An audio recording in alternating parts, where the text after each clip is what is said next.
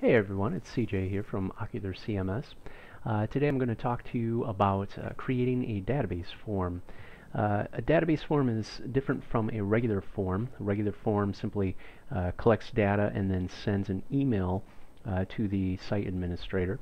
A database form, however, collects data and then submits it into the database of the website. Good example is like you see here, where there's a subscribe page, and in order to subscribe to XYZ services, we collect this info, you submit it, and essentially then you're subscribed. And what happens behind the scenes is a number of things, but ultimately your data, their data, gets stored in a database table. And so let's dig into the control panel. I'm logged in right now, and in the menu we need to be in advanced mode. So if you see a link that says switch to advanced mode, go ahead and click that. Otherwise, let's just click on manage site and then database. Now that we're in the database, it shows you the tables. We are going to be playing with the members table, and I'm going to click on that, and under here we see forms. So I'm going to click on the forms, and what it's going to do is it's going to show me any and all forms that are associated with the members table. In this case, I have one already created. If I click on it, I get my options to edit, preview, and delete. I'm going to start with a blank one so that we can fill in as we go, and I can describe what things are as we go. So first and foremost, you put in a name. This might be something along the lines of subscription form, something like that. It's up to you. The fields, you'll notice these are the fields that are actually in the members table. So backing up a step, in previous videos I've shown how to create a database table. In this case there is a members table with 4 fields: username, password, name, and email. And they show up here because what we're going to do is we're going to select whichever field or fields that we want to show up in the form. And as we select them, they come over here. If we want to remove one, we just remove it. We can go back and forth all day if we want. And what we're going to do is then put a label for each of the fields. The reason why you have the option to override the field name is because sometimes you want it to be a little bit more descriptive, verbose. It's up to you. For right now, I'm just going to stick with the generic fields. Alright, and we want to check the ones that we want to make sure are required. In this case, we're including a username and password because we're going to utilize a really neat feature of the platform that is member driven. And in other words, when a member subscribes, or submits, I should say, when a member submits the form, upon approval they are entered into the database, and they will have access to any password protected page just simply by logging in with their username and password. So this is a nice feature to add to your website to allow members only access. So once we've entered in our fields, we skip down to the next section, which is after the form is successfully submitted, display the following message. And we could say something along the lines of thanks, you'll hear from us shortly, we'll approve in the next 24 hours. It's up to you. Or another nice feature is to redirect to a page on the site. And if I click that, then it says, well, which page do you want to redirect to?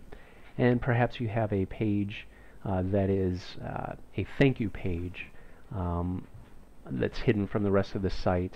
That might be a good thing to link to.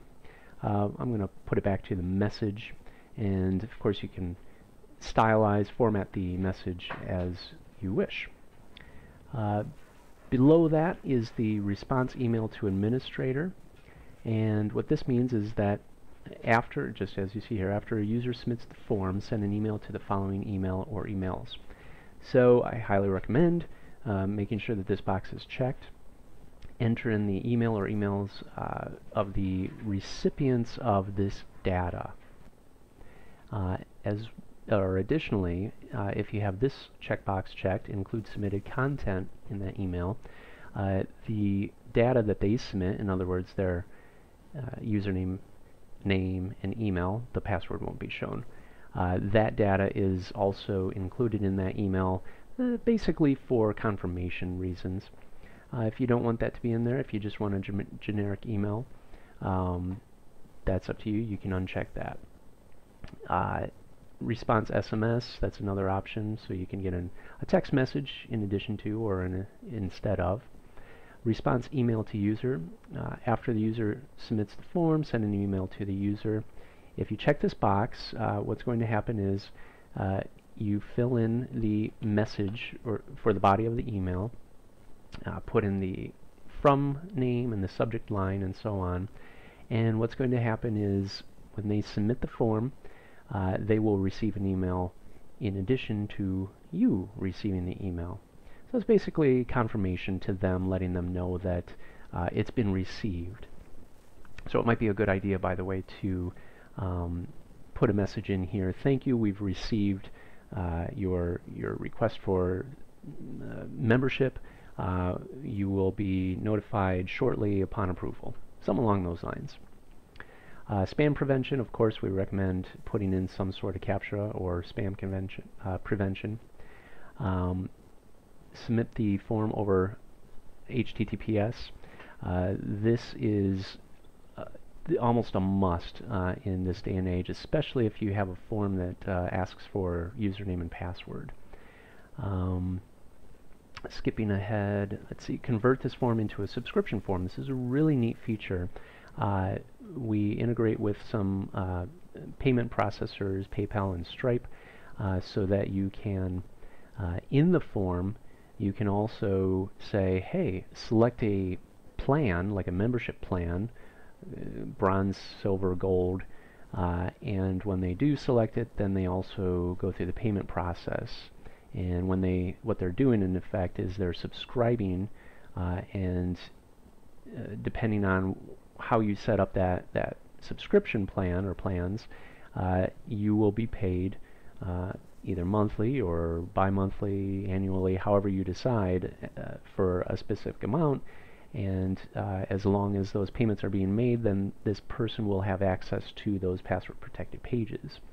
And if payments are not made down the road, or if the payments are canceled, the website will actually downgrade their privileges and they will no longer have access to those password protected pages. That all happens automatically. If you do want to convert it to a subscription, you select whatever subscription from the drop down. Of course, you have to create that ahead of time in order for it to show up there. Next, there's auto approval. This is not recommended. Basically, if you check this box, it says automatically approve submitted content and insert into the database without reviewing.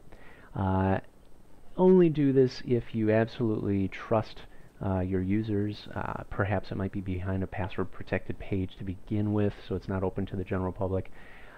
Whatever your reasoning, if you are going to do this, just be cautious, because anybody could insert any kind of data that they wanted to, theoretically. And especially if it's showing up on your website, like members, or like submit an event form and that event shows up on your website, that's obviously potentially problematic, so be careful of that. So we do recommend you uncheck that, and if you leave that unchecked, what's going to happen is pardon me, you are going to receive that email notifying you that somebody submitted the form. When that happens, you have the ability to either approve or reject, plain and simple. If it's approved, it gets inserted into the database. If it's not, it just gets permanently deleted. And if it is approved, you probably are going to want to notify them. So what we recommend is you check this checkbox. It says send an email to the user after submission has been approved by you. So if you approve their form submission, then this is an email. This is the body of the email that's going to go to them. This is the from name and this is the subject line.